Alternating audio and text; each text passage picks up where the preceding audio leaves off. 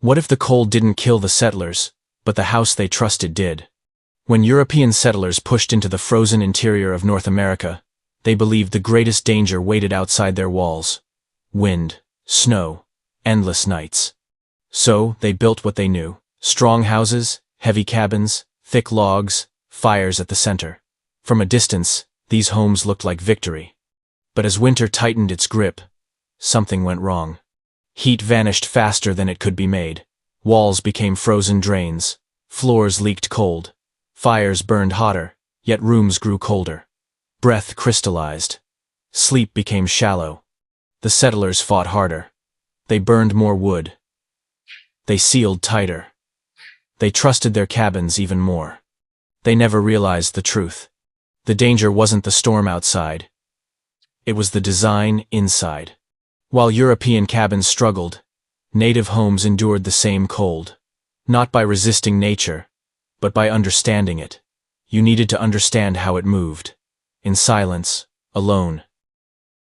When Europeans crossed the Atlantic into North America, they did not arrive empty-handed. They carried iron tools, inherited skills, and deeply rooted beliefs shaped by generations of life in Europe. But more than anything else, they carried assumptions, ideas so familiar that they felt invisible. One assumption stood above all others. A good house is permanent. Solid. Heavy. Built to endure time itself. In Europe, this belief had always been rewarded. Forests were known. Winters followed patterns people could anticipate. Villages clustered close, bound by roads, trade, and shared labor. If a roof sagged or a wall cracked, help was nearby. Repair was possible. Survival was collective. So when settlers pushed inland across the American frontier, they did what experience had taught them to trust. They cut trees. They stacked logs. They raised straight walls and sharp corners. They anchored a roaring fireplace at the center of the home and believed warmth would naturally follow. From the outside, these cabins looked reassuring. They looked strong. They looked ordered. They looked like proof that civilization had arrived. But the land they entered was not Europe. The cold behaved differently. The wind behaved differently. And winter was not merely a season marked on a calendar. It was a force relentless, patient, and indifferent. At first, the cabins appeared to succeed. Smoke rose steadily from chimneys. Firelight flickered through narrow windows. Then the nights grew longer. The temperatures fell further than expected. And slowly, almost imperceptibly, something unseen inside those solid walls began to fail. A log cabin feels safe because it feels sealed. Solid walls. Heavy timber. No visible openings. To the human mind, that sense of enclosure feels like protection. But in extreme cold, sealing is a dangerous illusion. As temperatures plunged, the logs began to change. Wood contracted. Not dramatically, not all at once, but slowly and unevenly. Hairline gaps formed between timbers, almost impossible to see. Through those gaps, cold air crept inside, not in violent gusts, but in steady, invisible streams that never stopped. To compensate, settlers fed their fires harder. Flames grew taller. Heat surged upward. But hotter fires pulled oxygen with them, drawing warm air straight toward the chimney and out of the house. The more wood they burned, the faster warmth escaped. Inside, moisture from breath, cooking, and melting snow clung to the cold wooden walls. It condensed, then froze, then thawed near the fire, then froze again as the flames died down. This cycle repeated night after night, turning solid timber into a constant drain on heat. Soon, the very walls meant to protect became cold sinks, absorbing warmth hour by hour. The floor, raised above frozen ground, leaked heat relentlessly from below. Corners stiffened with frost. Air stratified. Every edge became a weakness. The cabin was not adapting. It was resisting. And while the settlers fought winter head-on, winter responded patiently. Silently. Relentlessly. Winter was winning not with force, but with time. Indigenous peoples of North America never tried to conquer winter. They studied it. For thousands of years, native communities observed their environment with patience, measured not in seasons, but in generations. They watched how wind crossed open plains and curved around hills. They noticed how snow settled differently after each storm, how drifts formed where the land offered shelter, and how cold air flowed like water into valleys and low ground. They learned where frost lingered longest, where ice returned first at dusk, where warmth survived the night. Their homes were never monuments meant to stand against the land. They were responses shaped by memory, repetition, and quiet attention. There was no single native house, because there was no single winter. There were systems. Homes changed with the season, with the terrain.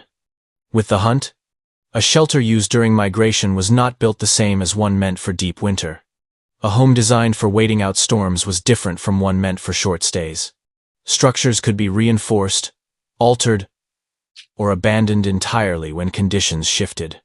What mattered most was not thickness, but behavior. How air entered and exited. How heat gathered and lingered. How cold was allowed to move without becoming trapped. Permanence was never the goal. Control was. Where Europeans asked how to block the cold, native builders asked something more precise. How does the cold travel? Where does it settle? And how can it be guided away from life? These questions shaped every decision where a home was placed, how an entrance was angled, how high people slept above the ground, how large a fire should be, and when it was time to move on. Winter was not an enemy to defeat. It was a force to understand, and that understanding shaped everything that followed. In winter, on the Great Plains, a tipi was never a flimsy tent. It was a precision structure shaped by experience and constant adjustment. Buffalo hides were layered carefully, with the fur turned inward to trap warmth. An inner liner ran along the lower walls, creating a pocket of still air that slowed heat loss and guided airflow. Snow was not cleared away. It was welcomed, packed deliberately against the base, becoming an extra layer of insulation as storms passed. Inside, daily life revolved around balance rather than excess. Fires were kept small and steady, never roaring. Fuel was added with restraint.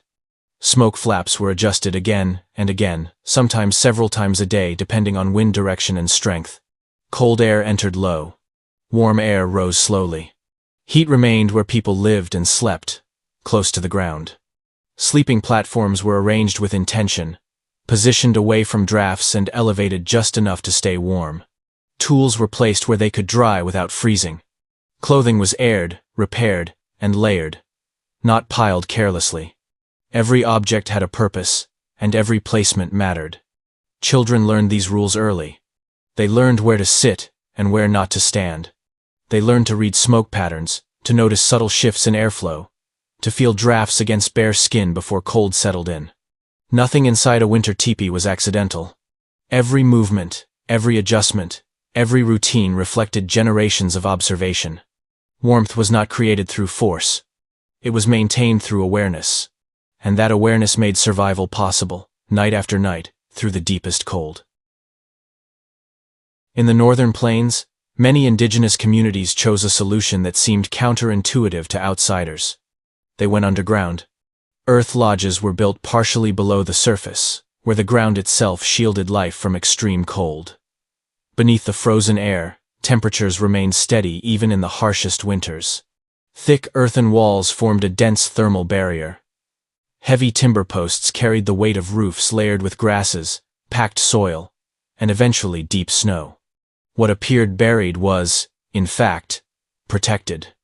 These structures became some of the most thermally efficient homes on the continent. Inside, winter days followed a rhythm shaped by containment rather than exposure. A single, carefully controlled fire warmed the space. Heat absorbed into the surrounding earth, stored quietly, and radiated back long after flames faded.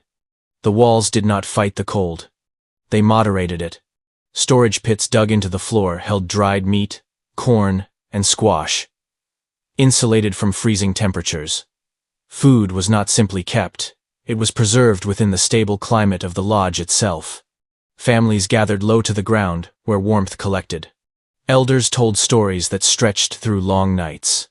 Tools were repaired, reshaped, and prepared for the seasons ahead. Children slept in the warmest zones, learning early where comfort and safety lived. Outside, Winter storms howled across the plains. Snow piled high. Wind scoured the land. Inside, life continued with quiet consistency. Centuries later, European settlers would adopt similar ideas: root cellars, sod houses, earth-sheltered spaces, often without realizing they were echoing indigenous designs refined over generations. The knowledge endured, even when its origins were forgotten. To European eyes, nothing seemed more absurd than an igloo. A house made of snow, built in the heart of the Arctic, surrounded by wind and darkness. But snow is not cold. Snow is insulation. In Inuit snow houses, survival depended on an understanding of physics that few outsiders recognized. The snow blocks themselves trapped air, slowing the movement of heat and sealing out the wind, the most dangerous element of Arctic cold. Entrances were carved low and narrow so heavy cold air would sink and remain outside the living space. Inside, the floor rose gradually toward sleeping platforms, placing bodies above the coldest air. Warmth was not forced upward. It was allowed to settle naturally where people lived. Body heat mattered. So did stone lamps burning whale or seal oil. Together, they raised interior temperatures just enough, often dozens of degrees warmer than the frozen world outside. Not hot, not wasteful, simply sufficient. Inside this quiet space, daily life continued. Families cooked simple meals. Tools were repaired and reshaped. Clothing stiff with frost was dried slowly. Stories filled the air while the wind passed unheard beyond the walls. There were no roaring fires. No thick timber walls. No battle against the cold. The structure did not resist the environment. It cooperated with it. By working with wind, gravity, and heat instead of fighting them, the igloo transformed snow, what seemed like the enemy, into protection. In the most extreme cold on Earth, survival came not from strength, but from understanding. European cabins were not poorly built. They were poorly adapted. The craftsmanship was often solid. Logs were carefully cut. Walls were stacked with effort and skill. But the assumptions behind those structures did not belong to the land they stood on. Cabins assumed still air, when the reality was constant, cutting wind. They assumed dry cold, when winter delivered repeated freeze-thaw cycles that trapped moisture and ice. They assumed endless fuel, when wood became scarce just when it was needed most.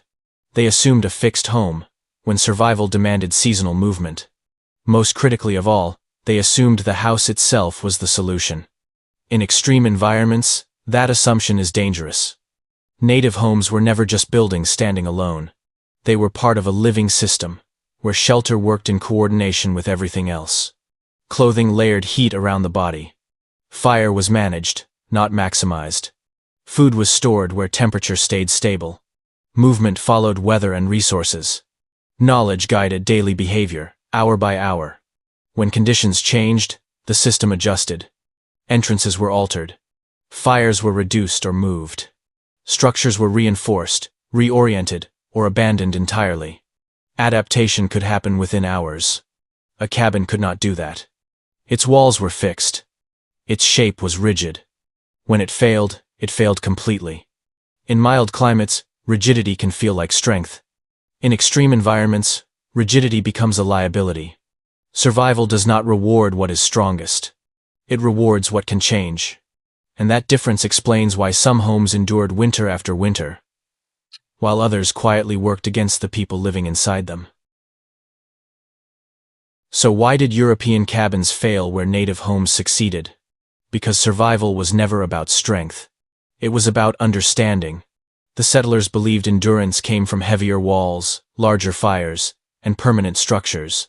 They trusted mass and solidity to protect them from winter. But the cold did not respond to force. It responded to physics, movement, and time. For indigenous builders, winter was never an enemy to defeat.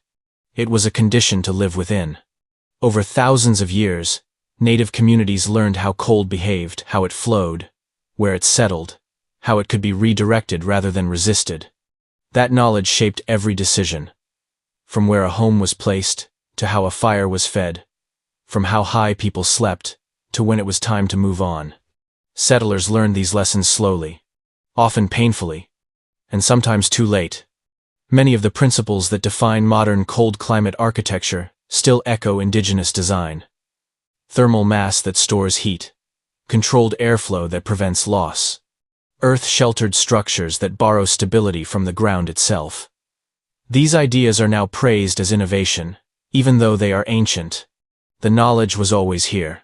It existed in observation, experience, and memory passed across generations. What failed was not the cabin alone. What failed was the willingness to listen. When people tried to impose familiar solutions on an unfamiliar land, winter exposed every assumption. But when they learned to adapt, to observe instead of dominate, survival followed. The story of these homes is not just about architecture. It is about humility. And it reminds us that sometimes, the past does not merely explain history. It explains what we forgot to learn. Today, when we look back at these homes, we are not simply studying architecture or old building techniques. We are uncovering a different way of thinking, one shaped by long observation rather than control. It is a mindset that values patience over dominance, adaptation over permanence, and humility before forces larger than any structure we can build. These homes were not designed to conquer the land. They were designed to listen to it. At Native Legends Uncovered, we explore these forgotten systems not as myths or symbols, but as lived experience knowledge tested through generations of survival in the harshest environments on Earth. Because sometimes, the past does not just explain how people once lived. It reveals how much we have forgotten about living well.